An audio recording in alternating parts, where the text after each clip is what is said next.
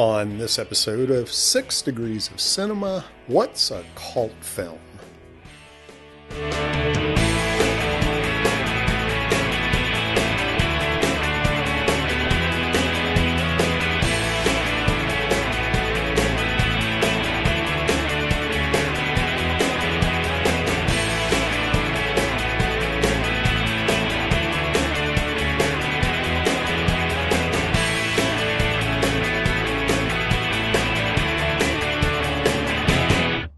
Hi and welcome to 6 Degrees of Cinema. I'm Dean Augustin. 6 Degrees of Cinema is a web series that takes a fresh look at entertainment. Most of what we talk about is readily available via streaming or downloading on the web. We stream together 6 episodes to create a season of 6 Degrees. Now, in episode number 4, our last episode, we talked about the film The Stuntman, which is considered one of the greatest cult films of all time. But what is a cult film? If you do a Google search, you're going to be inundated with lists and opinions. A cult film, well, it really depends who you're asking. Now, although the term cult film has been common for decades, it was popularized in the 1970s to describe the culture that surrounded underground films. Cult films frequently break traditional taboos, and many feature excessive displays of violence, gore, sexuality, or a combination of all of those things. Okay, we could spend hours trying to define what a cult film is. Maybe we can take a cue from Justice Potter Stewart when he tried to explain pornography or what is obscene in film.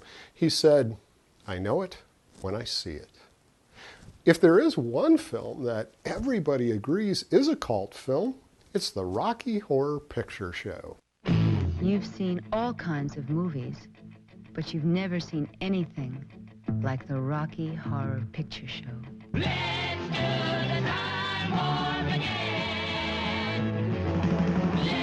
do the time warp again. The Rocky Horror Picture Show is wonderfully weird. I'm your new commander. You now are my prisoner. They're probably foreigners with ways different than our own. It's fabulously freaky.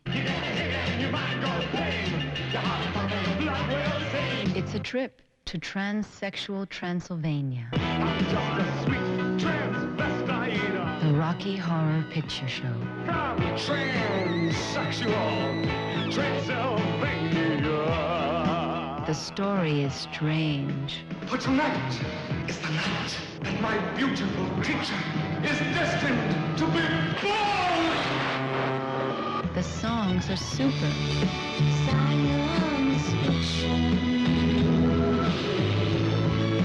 The scenery is smashing.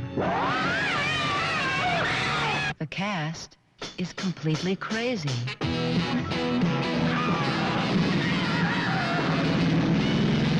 This isn't the Junior Chamber of Commerce, Brad. There's a mad scientist named Frank N. Furter. Come up to the lab and see what's on the slab. And Rocky, his incredible creature.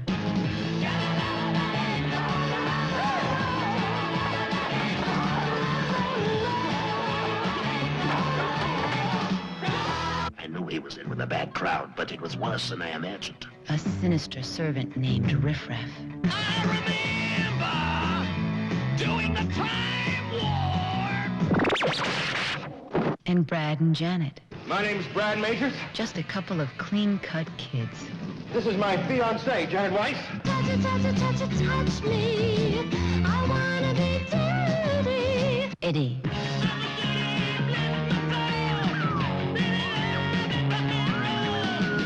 Magenta. When shall we return to Transylvania, huh? Columbia. Dr. Scott.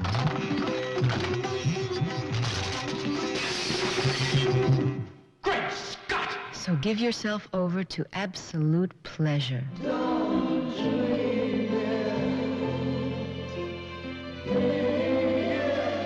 See the Rocky Horror Picture Show. Let's do the time warp again. Cult films have become increasingly popular to the point where they're now mainstream. There are films like Office Space, Point Break, and Napoleon Dynamite. They're all examples of films that have broken out of their cult status because of the internet, streaming, and downloading.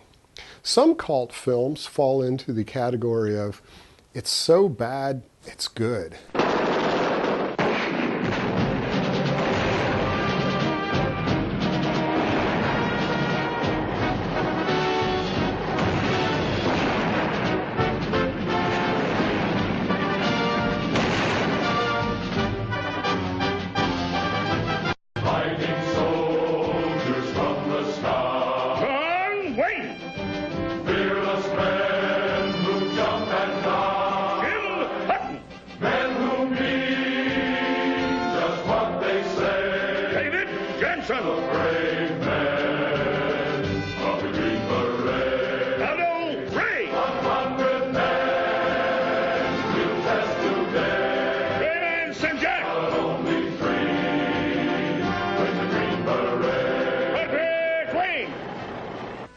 I found him.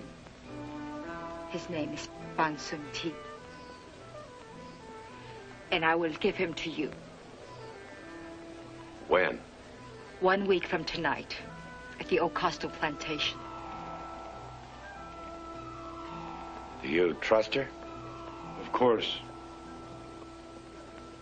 She's my brother's wife. We don't go back without the general. They're elite corps commandos, nameless and faceless in 100 newsreels and dispatches. Now you'll know them. And you'll know there are as many different kinds of courage as there are names. Colonel Mike Kirby, the Pro. Beckworth, the Doubter. Sergeant Muldoon, the Bull. Doc McGee, the Dependable. Captain Nim, the Hater. Sergeant Peterson, the Con Man. Sergeant Kowalski, the Killer. Sergeant Provo, the Humble. You'll know them all in The Green Beret.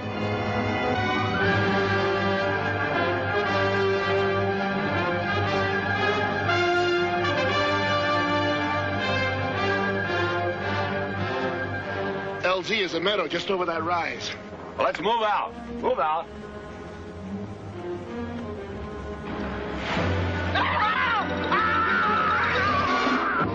Inflate.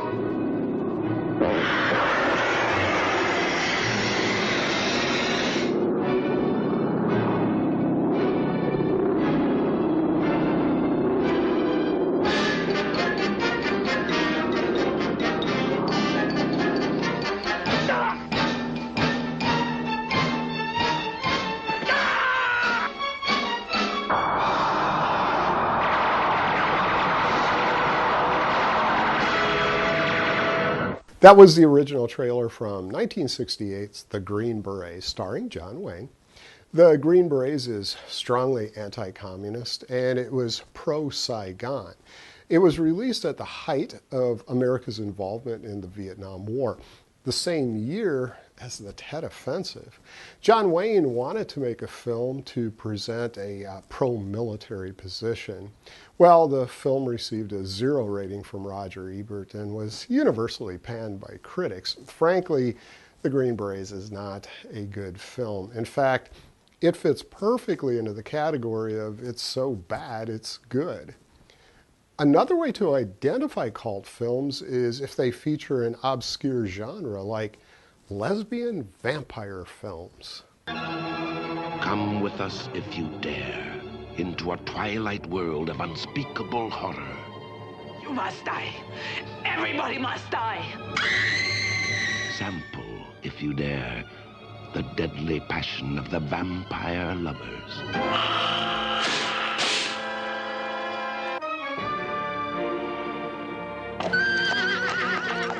The vampire lovers. perverted creatures of the night find their victims everywhere.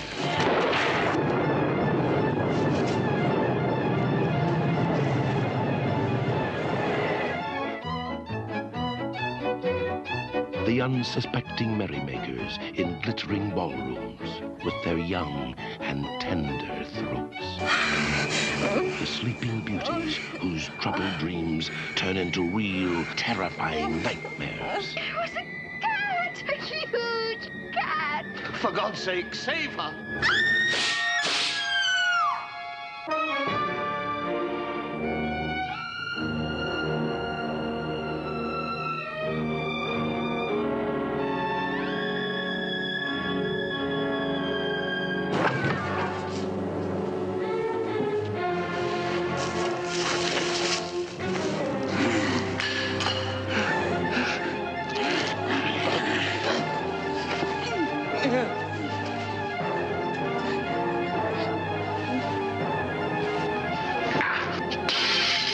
No rest for the vampire lovers.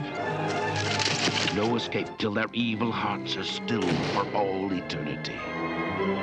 If one remains, yes, even one, there will be thousands more. Beware. Beware the cold caress, the kiss that kills. Beware the vampire lovers.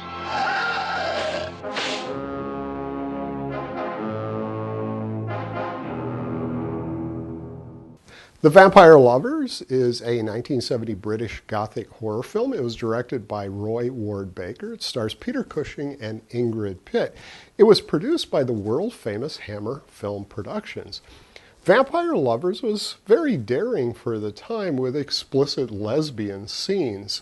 One critic said the Hammer Films production isn't their finest moment, but it's easy to understand why it has become an enduring cult favorite with horror fans. The Vampire Lovers pushes the bloodshed and bosoms formula to its limit. We wrap up season 1 of 6 Degrees of Cinema in our next episode, but for now, thank you for joining us on 6 Degrees of Cinema.